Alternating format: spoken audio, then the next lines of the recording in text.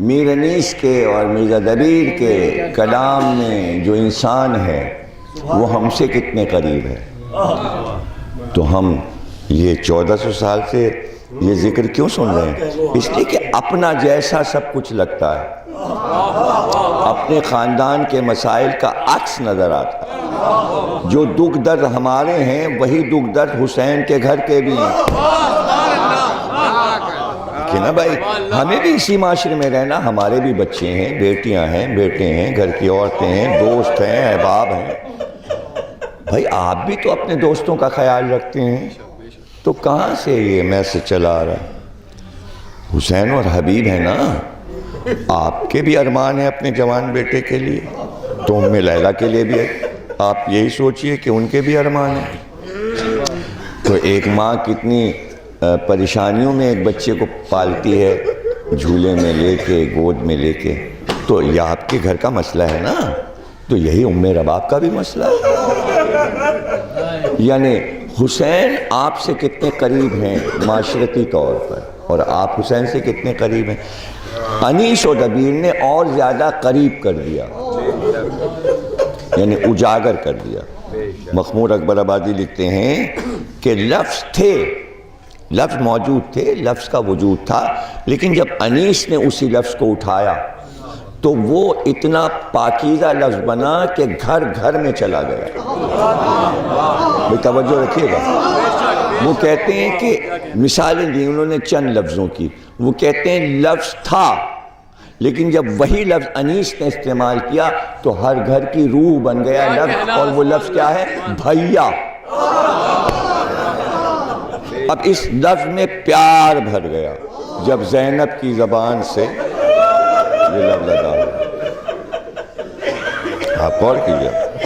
دیکھیں پھوپھی بھتیجے کا رشتہ وجود رکھتا تھا، لیکن عظیم تر یہ رشتہ جب بنا جب زینب و علی اکبر، اور انیس نے اس رشتے کو واضح کیا.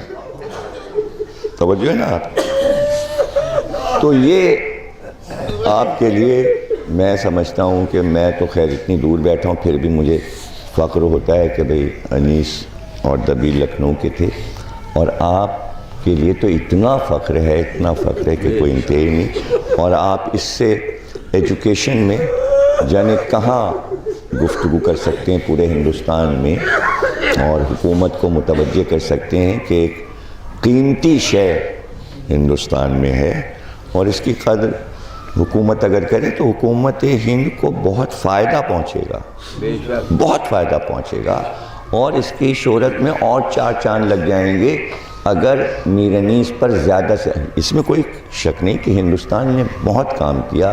میر انیس کا اسٹیمپ بھی ڈاک کا نکالا، ہندی میں ان کے مرثیوں کے گیان پیٹھ یعنی گاندھی جی کے یاد میں جو ادارہ بنا ہوا ہے دہلی میں، اس کے تحت انیس کے مرثیے سارے ہندی زبان میں ہوئے.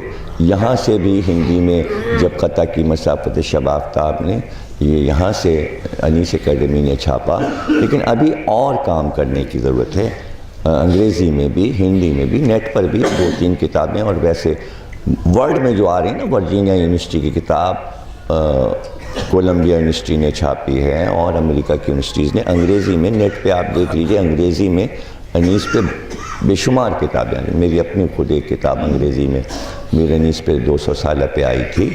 تو یہ کام اور زیادہ کرنے کی ضرورت ہے، اور زیادہ. اور اس کے لیے یہ کوئی مطلب آپ کو نہیں کرنا، مطلب اتنے متوجہ رہیں جیسے یہ ایک مجلس ہو رہی ہے، تو اس طرح کے پروگرام کرتے رہیں تاکہ لوگ متوجہ ہوں.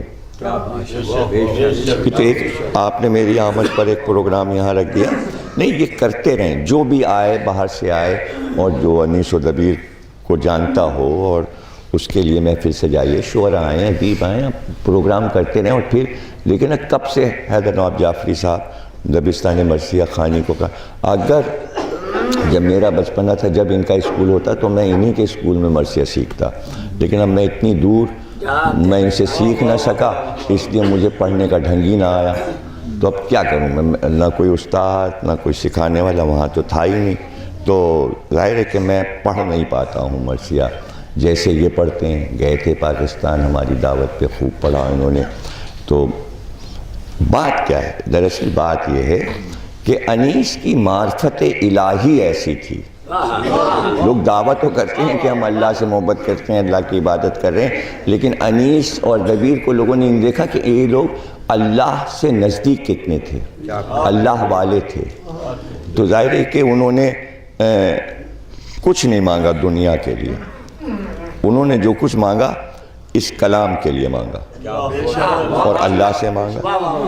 تو اب ظاہر ہے کہ جب اتنے عقیدت سے مانگنے والا اللہ سے مانگے گا تو اللہ کیا کچھ نہیں عطا کر دے گا.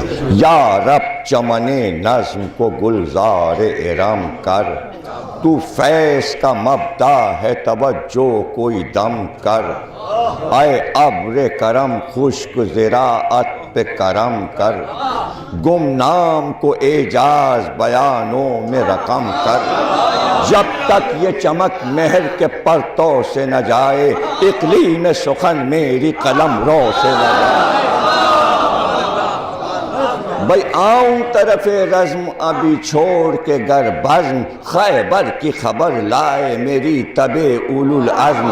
اور قطع سر آدھا کا ارادہ ہو جو بالجزم، دکھلائے زباں سب کو یہی مار کے رزم. بھئی جل جائیں عدو آگ بھڑکتی نظر آئے، تلوار پہ تلوار چمکتی نظر آئے.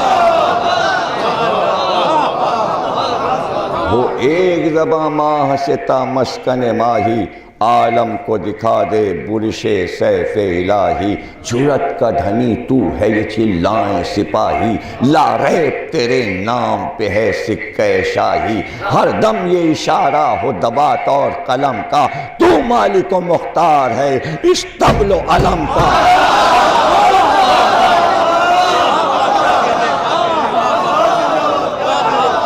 تو مالک و مختار اس طبل و علم کا. تو ظاہر ہے دیکھیں کیوں دعا مانگ رہے ہیں، تو جو مانگتے جا رہے ہیں وہ اللہ عطا کرتا جا رہا ہے. تو اب وہ منزل آ گئی کہ جہاں پہ انیس نے فخر کے ساتھ یہ بات کہہ دی کہ قدرت نے مجھے سب کچھ دے دیا، میری قدر کر اے زمین سخن، میری قدر کر اے زمین سخن. تجھے بات میں آسماں کر دیا، کسی نے تیری طرح سے اے انیس عروس سخن کو سنوارا نہیں. تعریف کریں خاص تو ہے کام کی تعریف، کم مانتے ہیں اہل سخن عام کی تعریف.